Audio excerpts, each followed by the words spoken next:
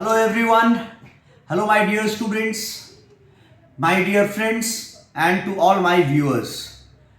I am Avinash, an advocate at Patna High Court and Supreme Court of India. आज इस video में हम लोग एक बड़े ही इंपॉर्टेंट मैगजीन को डिस्कस करेंगे जो कि एजेंसी से डील करता है, एजेंसी के कॉन्सेप्ट से डील करता है और उस मैगजीन का नाम है Qui fecit per alium fecit per se. This is a fundamental maxim on the laws of agency.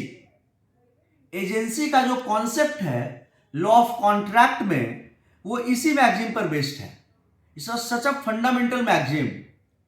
और इनफैक्ट वाइकेरियस लाइबिलिटी में भी जब आप लॉ ऑफ टॉर्ट्स में वाइकेरियस लाइबिलिटी भी पढ़ते हैं तो वाइकेरियस लाइबिलिटी में जनरली जो कॉन्सेप्ट है वो तीन तरह का है कि मास्टर सर्वेंट का रिलेशनशिप, पार्टनर्स का रिलेशनशिप और एक है प्रिंसिपल और एजेंट का रिलेशनशिप.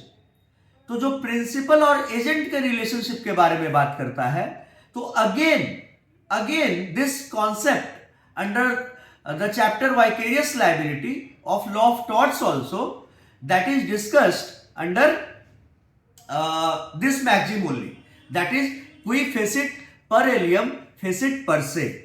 राइट. तो सबसे पहले हम लोग ये समझेंगे कि इसका मतलब क्या होता है. इसका मतलब क्या होता है, इसका जो लिटरल मीनिंग है, इंटरप्रिटेशन है, वो ये है कि one who does the act through another is deemed in law to have done it himself. One who does the act through another is deemed in law to have done it himself. मैं इसको simplify करता हूं कि इसका meaning क्या हुआ. देखो, principal यहां पर है, एजेंट यहां पर है. प्रिंसिपल और एजेंट का जो रिलेशनशिप है, जो डेफिनेशन है वो ये है कि agent is someone who represents the authority of the principal. Agent is someone who represents the authority of the principal in dealing with some third party, in dealings with some third parties. तो यहां पर principal यहां पर है, agent यहां पर है. Principal ने अथॉरिटी दिया है किसको? एजेंट को, कि तुम मेरे अथॉरिटी को रिप्रेजेंट करो किसी और को. जैसे मान लो कि प्रिंसिपल, एक आदमी प्रिंसिपल है तो प्रिंसिपल के पास 1 बीघा जमीन है और प्रिंसिपल ने एजेंट को काम पे लगाया है कि तुम मेरा 1 बीघा जमीन बेच दो. तो प्रिंसिपल किसको काम पे लगाया है? एजेंट को. और एजेंट किसको बेचेगा? किसी थर्ड पार्टी को. तो और यहां पर एजेंट किसके अथॉरिटी को रिप्रेजेंट कर रहा है? थर्ड पार्टी के साथ प्रिंसिपल के अथॉरिटी को. प्रिंसिपल यहां पर है, एजेंट यहां पर है और थर्ड पार्टी यहां पर है. तो एजेंट थर्ड पार्टी को किसका अथॉरिटी रिप्रेजेंट कर रहा है? प्रिंसिपल को. क्योंकि जमीन पे हक किसका है? मालिकाना हक किसका है? प्रिंसिपल का. तो प्रिंसिपल के अथॉरिटी को एजेंट कम्युनिकेट कर रहा है, रिप्रेजेंट कर रहा है थर्ड पार्टी को. थर्ड पार्टी को जमीन बेचेगा. तो यही कह रहे हैं इस मैगजीन में कि one who does the act through another. तो यहां पर who is the one who is doing the act through another? That person is principal. Principal is one who does the act through another, is deemed in law to have done it himself. मतलब कि अगर principal ये है और agent ये है और principal के कहने पर एजेंट कुछ करता है, थर्ड पार्टी के साथ ट्रांजैक्शन करता है प्रिंसिपल के अथॉरिटी को रिप्रेजेंट करके, तो माना जाएगा कि वो काम एजेंट नहीं किया है, वो काम प्रिंसिपल ने खुद किया है.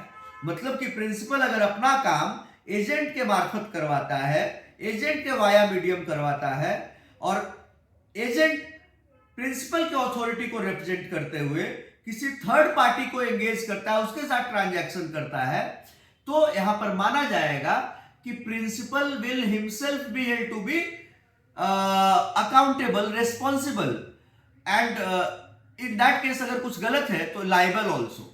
राइट. और माना जाएगा कि प्रिंसिपल खुद वो काम कर रहा है, प्रिंसिपल खुद वो काम कर रहा है, एजेंट बस एक वाया मीडियम है। माना जाएगा कि प्रिंसिपल खुद वो काम कर रहा है। इसी को कहते हैं कि one who does the act through another is deemed in law to have done it himself. If I am the principal और मैं किसी से काम करवा रहा हूं, तो जिससे मैं काम करवा रहा हूं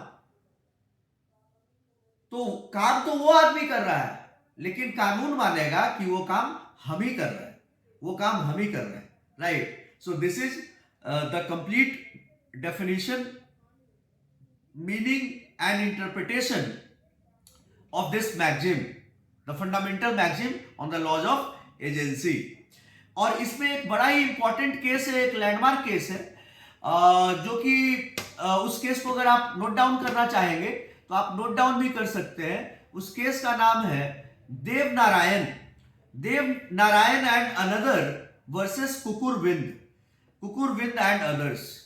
देव Narayan and another versus Kukurvind and others.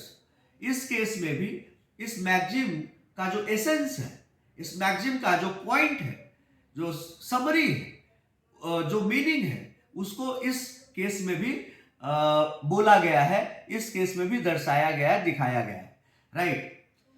I hope that I have made it amply clear. The things are very clear, the concept is very clear to you. Next video में हम किसी दूसरे नए टॉपिक के साथ आपके सामने होंगे और उसको डिस्कस करेंगे और उसको आपको समझाने की कोशिश करेंगे। I hope that you have understood it, and if you haven't then you can send us or your messages in the comment box। और अगर आप और भी किसी टॉपिक पे जानना चाहते हैं, वीडियो देखना चाहते हैं, तो आप प्लीज मैसेज करिए, ठीक है। Thank you so much, thank you everyone, जय हिंद।